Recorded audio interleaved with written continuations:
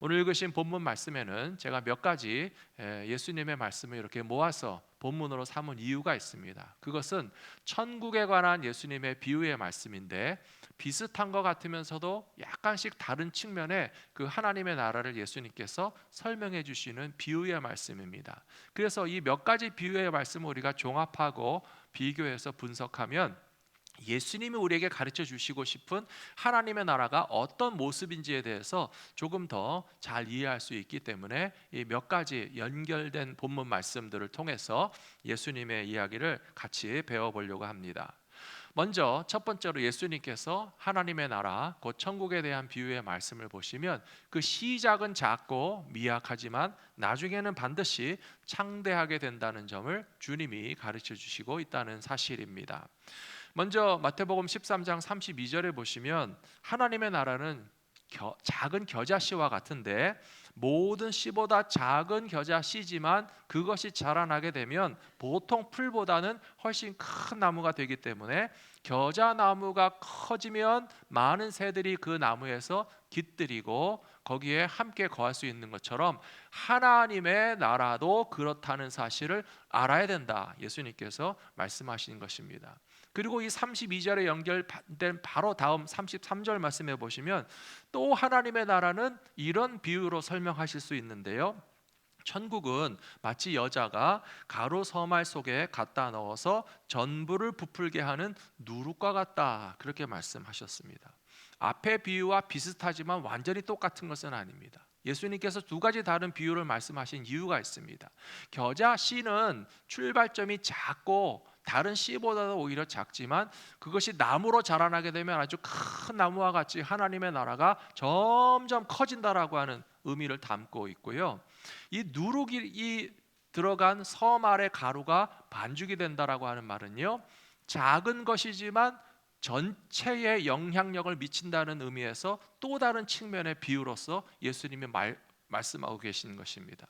혹시 집에서 빵을 만들어 보신 분들이 계시다면 이 코로나 팬데믹 가운데 밀가루가 많이 팔렸다고 그러고요, 이스트가 많이 팔렸다고 그럽니다. 밖에 나가서 빵을 못 사 먹으니까 집에서 반죽을 하시는 분들이 있었는데요, 저희 집에도 그렇게 하는 분이 있어서 제가 본 적이 있는데, 예, 누구라고 말을 안 했습니다. 그 반죽에다가 그 계량된 그 분량에 따라서 이스트나 뭐 이렇게 집어넣어가지고 반죽을 해놓으니까요, 그게 정말 부풀어 올라가지고 빵을 구울 수 있는 준비가 돼가지고 나중에 빵을 구는 것을 보면서 참 예수님의 말씀이 놀랍구나, 하나님의 나라가 그렇다는 거예요. 세상이라고 하는 존재에 비하면 하나님의 나라는 작은 것 같아 보입니다. 세상이라고 하는 크기에 비하면 우리 크리스찬들이나 교회의 존재는 상대적으로 굉장히 소수이고 작은 것 같아 보이지만, 누룩이 작다고 해서 이 섬 아래 가루에 대해서 두려워하거나 불가능하다고 생각할 필요가 없는 것이, 이 섬 아래 가루 전체가 부풀어 오르게 되는 전체의 영향력을 미치는 그 효과가 작은 분량의 누룩에서 나왔다는 말씀이 아니겠습니까? 이것은 무엇을 의미하는가 하면 하나님의 백성들에게 주신 능력을 통해서 세상을 변화시키시고 이 세상이 하나님 나라 되게 하시는 일들을 소수의 크리스찬들이나 작은 교회를 통해서도 하나님은 이루신다라고 하는 사실이기 때문에, 우리가 세상과 크기를 비교해서 숫자를 비교해서 우리의 능력을 비교해서 우리가 작다고 해서 이 세상에 아무런 영향력을 미치지 못할 것이다라고 하는 생각은 잘못된 생각이고, 예수님의 비유의 말씀을 정확하게 이해한다면 이 소수의 무리들과 작은 숫자의 교회가 오히려 세상 전체를 부풀어 오도록 영향력을 미칠 수 있다라고 하는 뜻으로 이해하신다면 예수님의 비유의 말씀은 참 놀라운 말씀이다 하는 사실을 이해하시게 될 것이라고 저는 믿습니다. 아프가니스탄에서는 특별히 이 탈레반 세력이 여성들에 대한 차별과 학대가 너무 심합니다.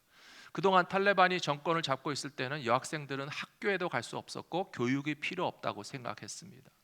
아프간에서 일했던 의사들에게 의하면요, 똑같이 병원에 환자가 들어와도 남자 환자는 치료해주고 여자 환자는 치료를 안 해준다고 합니다. 이거는 말도 되지 않는 것입니다.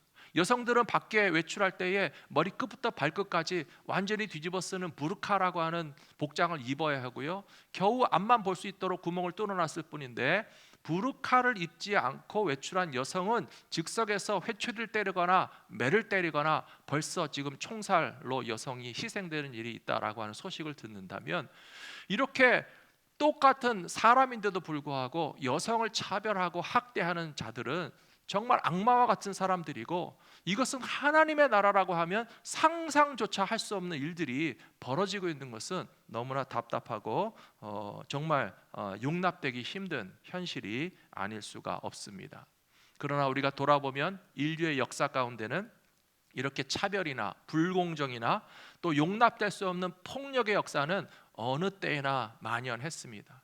게다가 오늘 예수님께서 말씀하시는 이 예수님의 시대에도 역시 여자와 어린아이들이 별로 존중받지 못하던 시대였습니다. 혹은 병든 사람이나 장애인들에 대해서 별로 인정해주지 않던 시대였습니다. 얼마나 하나님의 나라하고는 거리가 먼 그 역사의 현실 가운데서 하나님의 아들이신 예수님께서 오셔서 지금 우리에게 주시는 말씀이 무엇인가 하면, 보아라, 지금 너희들이 겪고 있는 이 삶의 현실이 로마 제국에 짓밟히고 약자들이 권리를 보장받지 못하고 공평이라든지 정의라고 하는 것을 찾아볼 수 없는 하나님의 나라와는 전혀 딴판인 세상을 살아가고 있지만, 그러나 여기에도 하나님의 나라가 이루어지게 되게 될 소망과 믿음을 가지라고 가르쳐 주시기 위해서, 하나님의 나라는 겨자씨 같지만, 시작은 미약하지만, 하나님께서는 이렇게 하나님의 나라가 없는 세상에도 정말 창대하게 하시는 하나님의 나라를 경험하게 함으로써 차별받는 사람이 없을 것이고, 폭력을 휘두르는 사람이 없을 것이고, 인간의 생명을 이렇게 가치 없게 짓밟는 일들은 점점 사라지게 되는 하나님의 나라가 이루어지게 될 소망을 가지고 믿음을 가지고 살라고 예수님께서 이와 같은 비유의 말씀을 우리에게 주셨다는 사실을 기억하며 살아가시는 저와 여러분들이 되시기를 부탁합니다. 오늘 예수님의 말씀을 제가 묵상하면서 이 창대라고 하는 것은 하나님께서 뭔가 잘 되고 번성하게 하신다는 말의 뜻인데요, 아브라함을 부르신 하나님께서 그에게 주신 약속의 말씀이 내가 너로 큰 민족을 이루고 내게 복을 주어 너의 이름을 창대하게 하리니 너는 복이 될지라. 하나님께서 아브라함에게 이런 약속을 주셨거든요. 사랑하는 성도 여러분, 이 본문 말씀을 읽으시면서 묵상하시면서 가장 강조되어야 할 중요한 키워드가 있습니다. 그게 뭔지 아십니까? 창세기 12장 2절 다시 보여주시기 바랍니다. 이 말씀을 보시면서 가장 우리가 주목해야 할 중요한 단어는요, 창대가 아니고요, 복도 아니고요, 내가 너로예요. 내가 너로. 하나님께서 아브라함으로, 하나님이 아브라함을 택하시고 부르셔서 그를 창대하게 하실 것이고 그에게 복을 주실 것이라고 하는 사실이 중요한 것이지, 우리는 그 결과만 놓고 보면서 우리가 창대하게 됐으면 좋겠다, 우리가 복을 받았으면 좋겠다라고 하는 것을 생각하지만, 우리를 창대케 하시는 분이 하나님이라는 사실은 잊어버리고 우리에게 복 주시는 분이 하나님이라는 사실은 망각할 채 그 결과와 열매만 따먹으려고 하는 것은 신앙적으로 참 아직 성숙하지 못했다라고 하는 뜻입니다. 그러므로 창세기 12장 2절을 읽으실 때 그렇게 읽으셨으면 좋겠어요. 하나님께서 아브라함에게 말씀하시기를 내가 너로 큰 민족을 이루게 하겠고, 내가 너를 복의 근원되게 하겠고, 내가 너를 창대하게 할 것이라고 하는 이 약속을 믿음으로 받아서 내 것으로 삼기 위하여서 우리를 창대케 하시고 우리에게 복 주실 분은 우리가 지금 예배 드리고 있는 바로 하나님 아버지시다라는 사실을 한순간도 잊지 말고 살아가실 수 있는 모든 성도님들이 되시기를 부탁드립니다. 창세기 12장 2절에서 하나님께서 아브라함에게 이런 약속을 해주셨는데요, 그 약속이 언제 이루어졌는지 아십니까? 창세기 26장에 가서 보시면 13절 말씀에서 그 사람이 창대하고 왕성하여 마침내 거부가 되었다라고 하는 이 창대라고 하는 단어가 다시 나옵니다. 근데 이 창대라고 하는 단어의 주인공은 이번에는 아브라함이 아니고 그의 아들이었던 이삭인 것을 볼 수 있어요. 이삭의 때가 되었어야 하나님의 약속이 이루어졌기 때문에 그 사람이 창대하게 되었고 왕성하게 되었고 또 큰 부자도 되게 되었는데, 그것은 아브라함도 예배하는 사람이었고 이삭도 예배하는 사람이었기 때문에 믿음으로 예배하는 사람이 되었던 이삭에게 하나님께서 이와 같은 약속을 또한 응답받게 해 주셨다는 사실을 우리가 기억할 필요가 있습니다. 아버지의 믿음이 아들에게로 연결되는 거 얼마나 귀하고 좋은 일인지 모르겠습니다. 아브라함의 믿음이 이삭에게로 넘어가는 몇 가지 중요한 장면들이 있습니다. 저는 그 중에서 가장 중요한 장면이 뭐냐 하면 모리아 산에 올라가서 이삭을 바치려고 했을 때라고 저는 생각합니다. 이 모리아 산에 올라가서 아들을 바쳐야 된다는 사실은 무엇보다도 그 아버지 아브라함에게 아주 큰 도전이었고 시험이었습니다.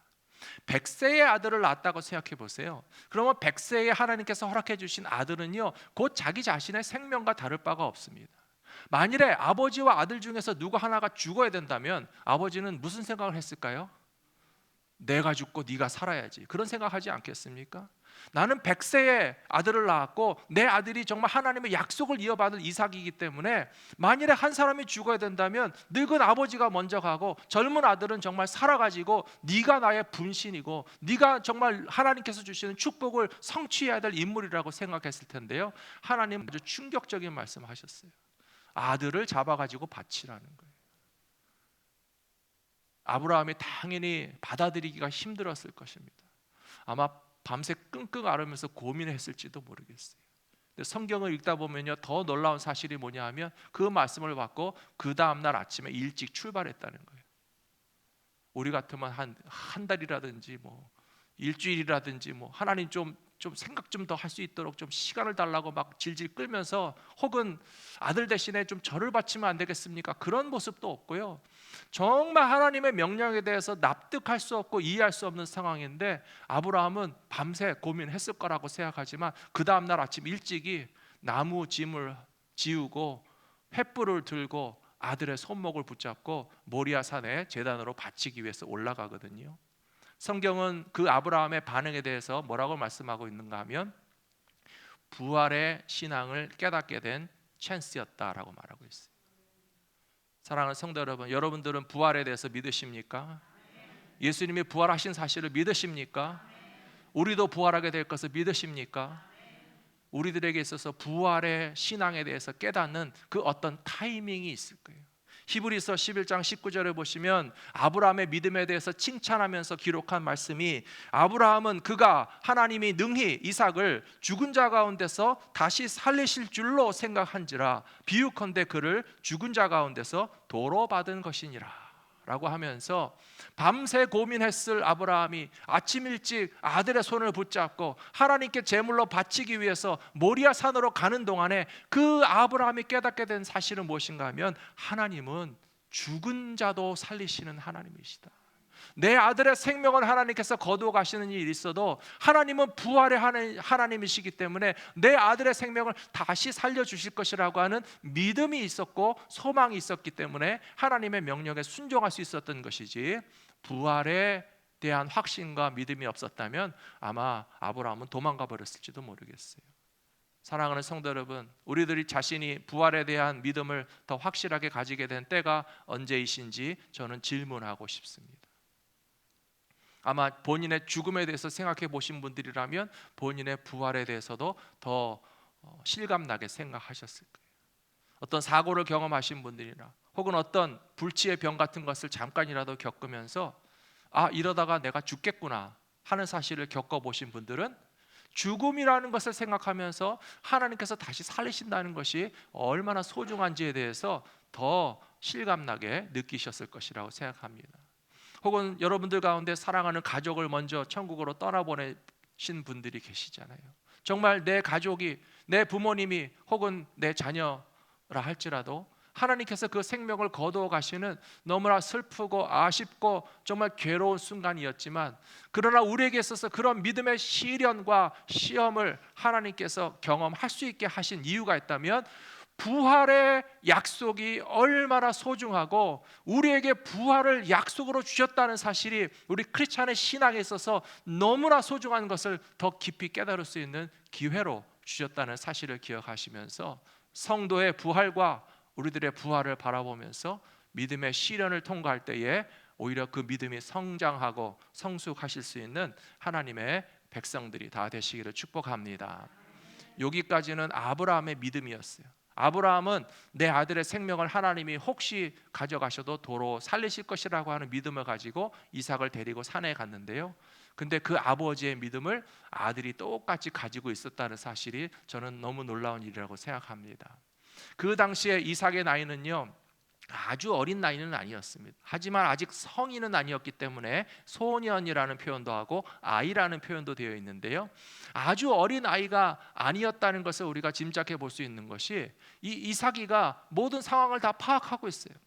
아버지가 모리아산에 이제 하나님께 예배드리러 간다 그러니까 평소와 다른 거 한 가지 발견했습니다. 아버지, 불도 있고 나무도 있는데 재물은 어디 있습니까? 라고 질문하는 것을 보니까 얘가 벌써 상황 파악을 하고 있는 거예요. 하나님께 예배를 드리려면 불도 필요하고 나무도 필요하지만 무엇보다도 중요한 희생 제물이 있어야 뭐 양이 됐던 염소가 됐던 가져가서 짐승을 잡아가지고 예배를 드려야 되는데 그게 없으니까 상황 파악을 하는 이삭의 반응을 보면서 이 이삭이가 만일에 아버지의 행동에 대해서 좀 이상한 것을 느꼈다면 도망갔을지도 모르겠어요. 아버지를 밀치고 거부했을 수도 있었을 것이에요. 아버지가 자기를 희생 제물로 삼으려고 하는 것에 대해서 반항하거나 오히려 어떻게 피할 수도 있었겠지만 참 이상한 것은 이 이삭이가 그 제단 위에 두어놓았다는 거예요. 아버지의 믿음이 아들에게로 연결된 줄로 믿습니다. 아버지가 하나님의 약속을 믿을 때 아들도 믿었고요, 아버지가 부활의 신앙을 가지고 있었다면 아들도 부활의 신앙을 가지고 있었고요, 아버지 아브라함이 하나님의 약속을 믿는 믿음으로 이렇게 철저하게 순종하는 예배 삶을 사시는 것을 보면서 그 아들 이삭도 아직 다 모르는 좀 철모르는 나이였을지 모르지만 내 생명을 바쳐서 예배하려고 하는 아버지의 모든 행위에 대해서 동의하고 순종하고 협력하는 것을 통해서 그 부모의 신앙이 자식에게도 넘어가게 된 것이라고 저는 믿습니다. 그래서 그 결과 출애굽 창세기 26장 말씀에 뭐라고 나와 있다고요? 바로 그 사람이 이삭의 때에 하나님께서 그를 창대하게 하시고 그를 왕성하게 하시고 그에게 거부가 되게 하신 이유는 우리가 분명히 알아야 될 것이 이삭이 유산 많이 받아서 부자 된 거 아닙니다. 이삭이 무슨 기술과 지식을 많이 교육을 받아서 뭐 무슨 부동산 투자를 잘해서 뭐 주식 투자를 잘해서 아니면 무슨 특별한 기술을 개발해서 비즈니스를 잘해서 그것이 아니고요, 오직 이삭이 아버지 아브라함에게 물려받은 것은 하나님의 약속을 믿는 믿음을 물려받았고 하나님께 예배하는 신앙을 물려받았고 하나님이 우리의 복의 근원이시라는 사실을 받아들이는 예배하는 자의 마음을 물려받았기 때문에 창세기 12장에 약속한 것이 창세기 26장에서 그대로 이루어져서 하나님의 이삭을 창대하게 하시고 하나님의 이삭을 왕성하게 하시고 하나님의 이삭이가 거부가 되게까지 하신 이유를 우리들도 잊지 말고 살아간다면 하나님의 약속이 저와 여러분들의 가정과 자손들 가운데 이루어질 것이라고 저는 믿습니다. 두 번째로 예수님의 비유 가운데 우리가 깨닫게 되는 공통적인 메시지는 하나님의 나라가 굉장히 놀라운 가치를 가지고 있다는 사실입니다.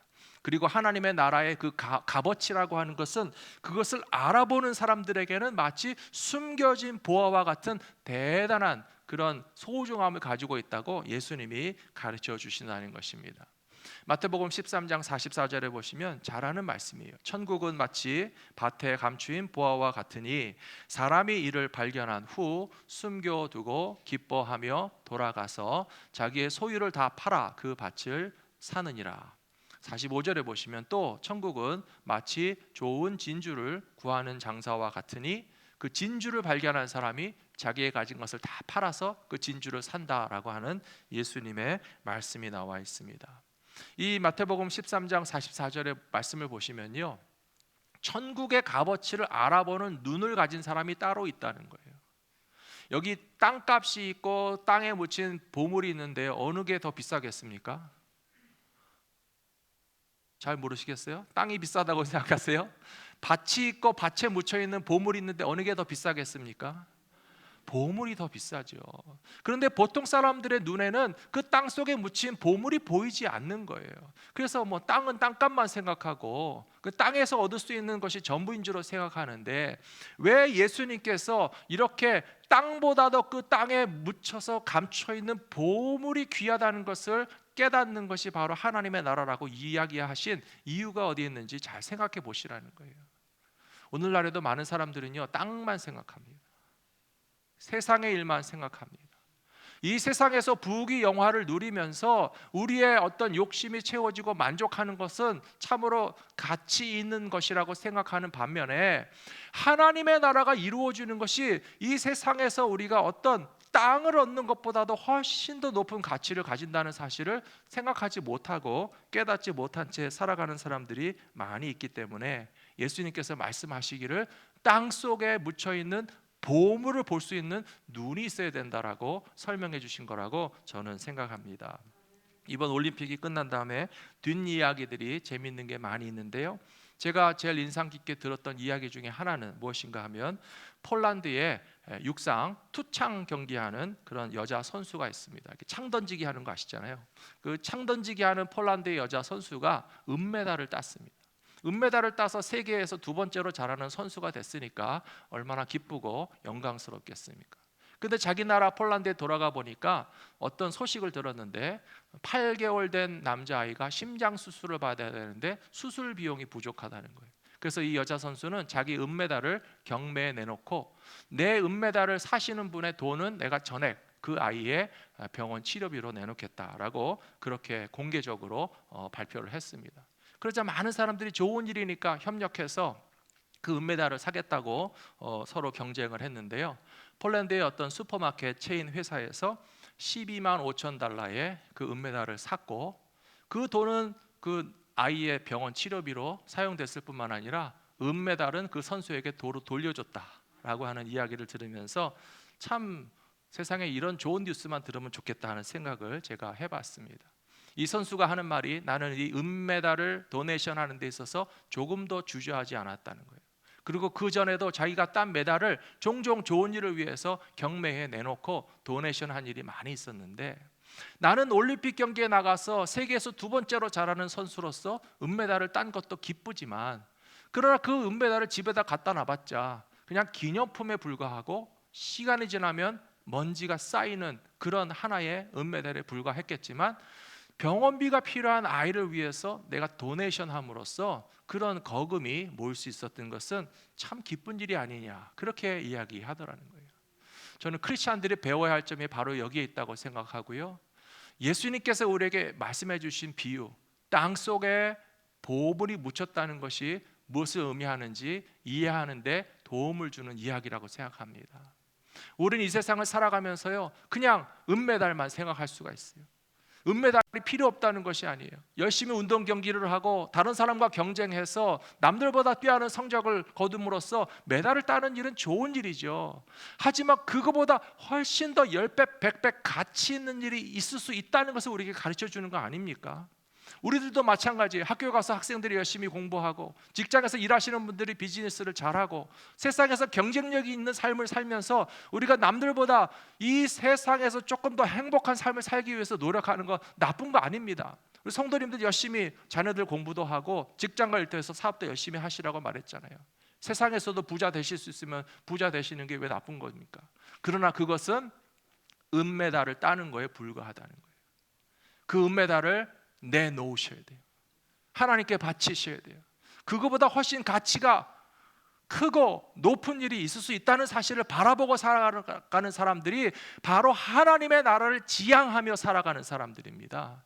그래서 우리의 삶에 있어서 그 은메달이라고 하는 존재 가치보다도 훨씬 더 10배, 100배 가치를 맺을 수 있는 것이 하나님의 뜻에 순종하는 것이고, 영혼을 살리는 것이고, 복음을 증거하는 일이라는 사실을 우리가 깨닫고, 우리에게 주신 재능이든지 시간이든지 물질이든지 하나님께 드리면 더 놀라운 천국의 열매가 우리 인생 가운데 맺히게 될 것이라고 믿습니다.